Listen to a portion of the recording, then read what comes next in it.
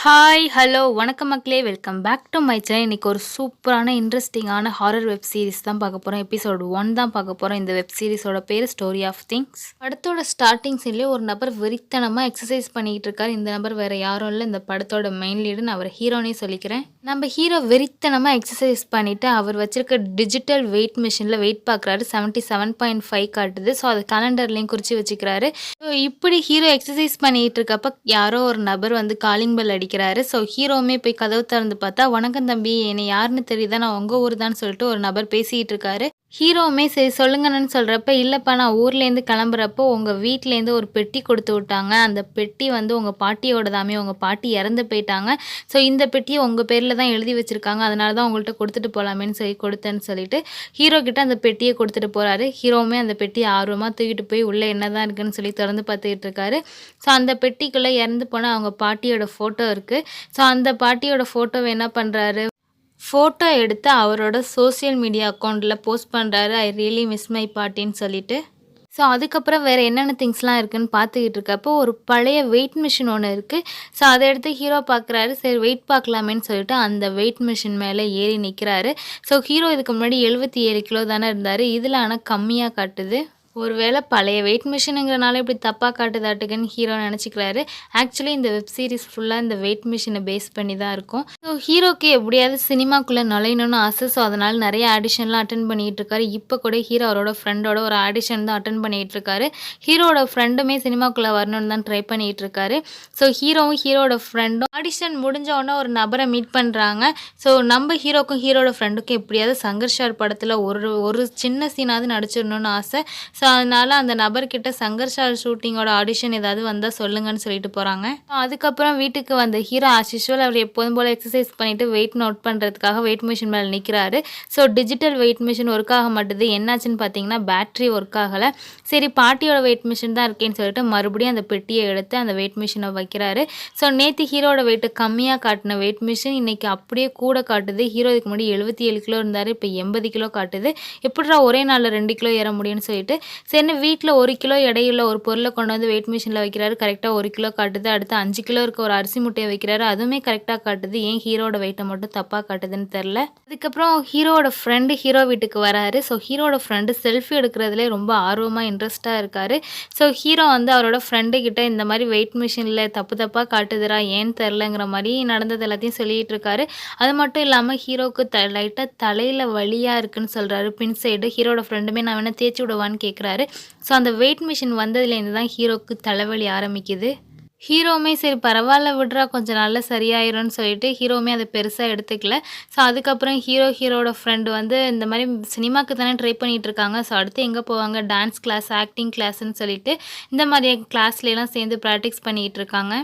So hero dance class முடிஞ்சோடனே evening போல் வீட்டுக்கு வராரு. ஸோ வீட்டுக்கு வரப்போ இவரோட டிஜிட்டல் வெயிட் மிஷின் ஒர்க் ஆகாம இருந்துச்சு இல்லையா. ஸோ அந்த மிஷினுக்கு பேட்ரி வாங்கிட்டு வந்து அந்த மிஷினில் பேட்டரியும் போட்டுடுறாரு. ஹீரோவும் ஹீரோட ஃப்ரெண்டும் ஸ்டார்டிங் சீனில் ஒரு நபரை பார்த்து சங்கர்ஷார் ஃபிலிமோட ஆடிஷன் ஏதாவது இருந்தால் சொல்லுங்கன்னு சொல்லியிருப்பாங்க இல்லையா. ஸோ அந்த ஆடிஷன் வந்திருக்குன்னு சொல்லி கால் வரமே ரொம்ப பேரும் எக்ஸைட்டடாக 2 பேரும் போயிட்டுருக்காங்க. எப்படியாவது ஆடிஷனில் யாராவது ஒருத்தராவது செலக்ட் ஆகிடணும்னு சொல்லிட்டு. ஸோ அப்போ ஹீரோட ஃப்ரெண்டு செல்ஃபி எடுத்துகிட்டு இருக்கா. அப்போ ஹீரோவோடைய அந்த சைட்லேருந்து எடுக்காத அந்த செல்ஃபி ஸ்டிக்கை கூட நான் இந்த சைட்லேருந்து எடுக்கிறேன், அப்போ தான் என் ஃபேஸ் அழகாக தெரியும்னு சொல்லிட்டு ஹீரோ அந்த ஸ்டிக்கை வாங்கி ட்ரைவ் பண்ணிகிட்டே செல்ஃபி எடுக்க ட்ரை பண்ணுறாரு. ஸோ அந்த நேரம்னு பார்த்து குறுக்க ஒரு நபர் சைக்கிளில் வந்தவர் அடிபட்டு போயிடுறாரு. ஸோ ஹீரோக்கு என்ன நடந்துச்சுன்னே தெரில. அப்படியே பயந்து போய் முழிச்சிட்டு நிற்கிறாரு. ஹீரோட ஃப்ரெண்டு பதட்டமாக இருக்காரு. ஐயோ அந்த நபருக்கு என்ன ஆயிடுச்சு, உயிரோடு இருக்காரா என்னான்னு தெரிலேன்னு சொல்லிட்டு இறங்கி போய் பார்க்குறாங்க. ஸோ அவருக்கு மண்டையில் பலத்த காயம் வந்திருக்கு. ரத்தமும் அதிகமாக லீக் ஆகுது. ஸோ ஹீரோட ஃப்ரெண்டு என்ன சொல்கிறாருன்னா, இவர் உயிரோடு தான் இருக்கார், கொண்டு போய் ஹாஸ்பிட்டலில் சேர்த்தா பொழைச்சிருவாரா, நம்ம காரில் ஏற்றிட்டு கொண்டு போய் ஹாஸ்பிட்டலில் சேர்க்கலாங்கிறப்ப நம்ம ஹீரோ நம்ம கஷ்டப்பட்டு இப்போ தாண்டா சங்கர்ஷார் ஃபிலிமோட ஆடிஷன் கிடச்சிருக்கு, இப்போ நம்ம டயத்துக்கு போகலைன்னா நம்மளுக்கு வர வாய்ப்பும் போயிடும். ஸோ அடுத்து காரில் வரவங்க இவரை பார்த்து ஹாஸ்பிட்டலில் சேர்த்துருவாங்க, வா நம்ம இப்போ இங்கேருந்து போயிடலான்னு சொல்லிட்டு ஹீரோட ஃப்ரெண்டை சமாதானப்படுத்தி ஹீரோ வண்டியில் ஏற்றி அழைச்சிட்டு போயிட்டுருக்காரு. ஸோ ஆடிஷனும் நடக்குது. ஹீரோவுமே நல்லா பெர்ஃபார்ம் பண்றாரு. ஸோ ஹீரோவோட ஃப்ரெண்டுமே ஆடிஷன நல்லா அட்டெண்ட் பண்றாங்க. 2 பேருமே நல்லபடியா ஆடிஷன முடிச்சுட்டாங்க. ஸோ ஹீரோ அவரோட ஃப்ரெண்ட வீட்ல ட்ராப் பண்ணிட்டு அவரோட அபார்ட்மெண்ட்டுக்கு வராரு. ஸோ கார்லேருந்து இறங்குறப்ப தான் தெரியுது, காரோட ஃப்ரண்ட்ல பிளட் இருக்கிறத பார்க்குறாரு. ஸோ யாரும் பார்க்குறதுக்குள்ள இத துடைக்கணும்னு சொல்லிட்டு ஃபேன்லேருந்து ஒரு கர்ச்சீப்ப எடுத்து கண்ணாடியில இருக்க பிளட் எல்லாம் துடைச்சிடுறாரு. ஸோ பிளட் எல்லாம் துடைச்சதுக்கப்புறம் ஹீரோ நேரா அவரோட அபார்ட்மெண்ட்ல இருக்க வீட்டுக்கு போய் குளிக்கிறாரு. ஸோ ஹீரோவுக்கு தலைவலி இன்னும் அதிகமாகிக்கிட்டே இருக்கு. ரொம்ப வலிக்குது. ஹீரோக்கு என்ன பண்ணுறதுன்னே தெரியல. சரின்னு தலைவலிக்கு டேப்லெட் எடுத்துக்கிட்டு தூங்க பார்க்குறாரு. ஸோ அப்பயும் தூக்கம் வரல. பயங்கரமா தலைவலிக்க ஆரம்பிக்குது. ஸோ அதனால எழுந்திரிச்சு கொஞ்ச நேரம் நடக்குறாரு. ஸோ அதுக்கப்புறம் தலைக்கு கொஞ்ச நேரம் ஐஸ் வச்சுட்டு அப்படியே சோஃபால படுத்து தூங்க ஆரம்பிக்கிறாரு. ஸோ ஹீரோ தூங்க ஆரம்பிச்ச கொஞ்ச நேரத்திலே ஹீரோவோட கனவுல வெயிட் மிஷின் வேகமா சுத்துற மாரியான ஒரு கனவு வருது. ஸோ அதுக்கப்புறம் ஹீரோ கார்ல ஒருத்தர் ஆக்சிடென்ட் பண்ணிட்டு அப்படியே ரோட்லயே விட்டுட்டு வந்தாரு இல்லையா? அந்த நபர் இப்ப ஹீரோக்கு முன்னாடி சேர் போட்டு உட்காந்துருக்க மாரி இருக்கு. ஸோ அத பார்த்தோனே ஹீரோ மிரண்டு போய் தூக்கத்துலேருந்து எந்திரிக்கிறாரு. ஸோ அந்த நேரம்னு பார்த்து கரெக்ட்டா ஹீரோவோட ஃப்ரெண்டு ஹீரோவுக்கு ஃபோன் பண்றாரு. சரின்னு ஹீரோவும் ஃபோன அட்டெண்ட் பண்ணி என்ன ஏதுன்னு விசாரிக்கிறாரு. ஸோ ஹீரோவோட ஃப்ரெண்டு என்ன சொல்றாருன்னா, அடிபட்டவர கொண்டு போய் ஹாஸ்பிட்டல்ல யாரோ ஒருத்தவங்க சேர்த்துருக்காங்க. ஆனா ரொம்ப லேட்டா தான் அவர போய் சேர்த்துருக்காங்க. ரொம்பவே அவருக்கு பிளட் லீக் ஆனனால ரொம்பவே சீரியஸான கண்டிஷன்ல தான் இருக்காரு. அவருக்கு நம்ம ஏதாவது ஹெல்ப் பண்ணணும்டா, அவரு பாவம்டா, அயர்ன் பண்ணி பொழச்சிக்கிட்டு இருந்தவரு, அவருக்கு 2 குழந்தைங்க வேற இருக்கு அப்படின்னு சொல்லி ஹீரோட ஃப்ரெண்டு ஹீரோட்ட சொல்லிட்டு இருக்காரு. ஸோ டேய் நீ ஏன்டா அங்கெல்லாம் போன? அவர ஆக்சிடென்ட் பண்ணது நம்ம தான் தெரிஞ்சா உனக்கு எந்த பிரச்சனையும் இல்ல. வண்டி ஓட்டிட்டு வந்தது நான் தானே. என்னைய தான் போலீஸ் புடிச்சிட்டு போகும்ன்னு சொல்லிட்டு கோவமா ஹீரோ பேசிட்டு வச்சிடுறாரு. ஸோ ஹீரோ அவரோட ஃப்ரெண்டுக்கிட்ட பேசி முடிச்சுட்டு ஃபோனை வச்சதுக்கப்புறம் தான் சோஃபாவை பார்க்குறாரு. ஸோ சோஃபாவில் ஒரே பிளட்டாக இருக்குது. அதுக்கப்புறமா தான் தலையில் கை வச்சு பார்க்குறாரு. தலையிலேருந்து தான் ரத்தம் லீக் ஆகுது. ஸோ உடனே டாக்டரை போய் பார்க்குறாரு. டாக்டரும் ஹீரோவை செக் பண்ணி பார்த்துட்டு யாரோ ஒரு ஹெவி லோடு உள்ள பொருளால் உங்கள் தலையிலே அடிச்சிருக்காங்கங்கிறப்ப ஹீரோவும் அந்த மாதிரிலாம் எதுவும் இல்லை டாக்டர்னு சொல்கிறப்ப இல்லை இல்லைன்னா உங்களுக்கே தெரியாமல் நீங்களே ஏதாவது பொருள் மேலே இடிச்சிருந்துருக்கலாம், நான் அதுக்கு டேப்லெட் எடுத்து தரேன்னு சொல்லிட்டு ஹீரோக்கு டேப்லெட் எடுத்து கொடுத்துட்டு தலையில ஒரு டிஞ்சர் வச்சு கட்டு போட்டு விடுறாரு. ஸோ ஹீரோ வீட்டுக்கு வந்த கொஞ்ச நேரத்திலே ஹீரோட ஃப்ரெண்டும் வீட்டுக்கு வராரு. ஸோ ஹீரோட ஃப்ரெண்டு ஹீரோ கிட்ட என்ன சொல்கிறாருன்னா, எனக்கு என்னமோ நம்ம பண்ணது தப்புன்னு தோணுதுடா, உனக்கு கொஞ்சம் கூட குற்ற உணர்ச்சியாக இல்லையா? அவர் ரொம்ப சீரியஸாக ட்ரீட்மெண்ட்டில் இருந்துக்கிட்டு இருக்காரு. அவருக்கு காசாவது கொடுத்து ஹெல்ப் பண்ணலான்னா அதுவும் கேட்க மாட்டேறேன். நான் அவருக்கு காசு கொடுத்து ஹெல்ப் பண்ண போகிறேன். அது மட்டும் இல்லாமல் நான் போலீஸ்கிட்டையும் போய் இந்த உண்மையை சொல்ல போகிறேன்னு சொல்கிறாரு. ஹீரோ எவ்வளோ தடுத்து பார்க்குறாரு. டே அங்கெல்லாம் போகாதடான்னு சொல்லிட்டு இருந்தாலும் ஹீரோ ஃப்ரெண்டுக்கு மனசு ஒருத்துது. அதனால் நீ என்ன வேணாலும் பண்ணிக்கோ, நான் என் நியாயப்படி தான் இருப்பேன்னு சொல்லிட்டு ஹீரோவோட ஃப்ரெண்டு ஹீரோ கிட்ட சண்டை போட்டுட்டு அங்கேருந்து கிளம்புறாரு. ஹீரோவோட ஃப்ரெண்டு கிளம்புன கொஞ்ச நேரத்திலே ஒரு ஆம்புலன்ஸ் சவுண்டு கேட்குது. அதை பார்த்த உடனே ஹீரோ ஐயோ போலீஸ் ஜீப் சவுண்டுன்னு நினச்சி பயந்துட்டு உட்காந்துருக்காரு. ஸோ ஹீரோ ஒவ்வொரு சவுண்டுக்குமே ரொம்ப பயப்படுறாரு. ஒருவேளை ஃப்ரெண்டு போலீஸ்கிட்ட இது போயிருப்பானோன்னு சொல்லி இங்கே பயத்திலே கொஞ்சம் உட்காந்துருக்காரு. ஸோ அதுக்கப்புறம் தூங்கலாமேன்னு சொல்லி ட்ரை பண்ணுறாரு. ஹீரோக்கு மறுபடியும் தலைவலிக்க ஆரம்பிக்குது. சரின்னு மறுபடியும் கொஞ்சம் நேரம் நடந்துட்டு ஹாலில் இருக்க சோஃபாவில் தூங்க ஆரம்பிக்கிறாரு. ஸோ கரெக்டாக அந்த நேரத்தில் கனவு வருது. ஏன்னா அந்த சோஃபாவுக்கு நேராக தான் அந்த பழைய வெயிட் மிஷின் இருக்கும். ஸோ இப்போ என்ன கனவு வருதுன்னு பார்த்தீங்கன்னா, ஹீரோ ஆக்சிடென்ட் பண்ணார் இல்லையா ஒரு நபர், அந்த நபர் ஹீரோ முன்னாடி உட்காந்துக்கிட்டு ஏதோ பேசுகிற மாதிரி தெரியுது. அப்புறம் ஹீரோவை பார்த்து கை காட்டுற மாதிரி தெரியுது. அந்த நபர் பேசுகிறது ஹீரோக்கு புரியல. ஸோ அதுக்கப்புறம் டக்குன்னு ஹீரோ கனவுலேருந்து வெளில வந்து பார்க்குறாரு. ஹீரோ மிரண்டு போயிடுறாரு.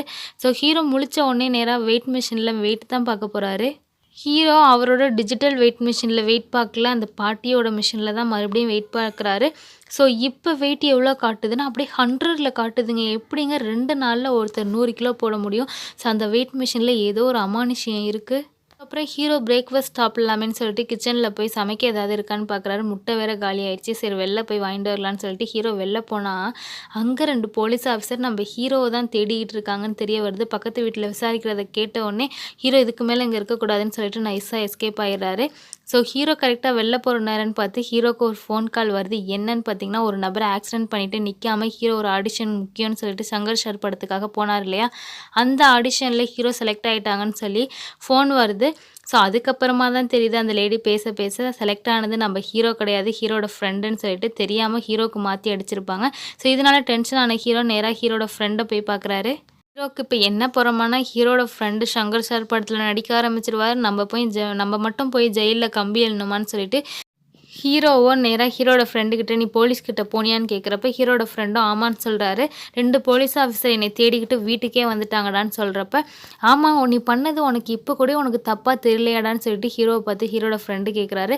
நான் பண்ணது இதுவரைக்கும் எனக்கு தப்பா தெரியல. உனக்கு வேணா தப்பா தெரிஞ்சா நீ ஜெயிலுக்கு போன்னு சொல்லிட்டு இவங்க 2 பேருக்குள்ள வாக்குவாதம் முத்திக்கிட்டே போகுது.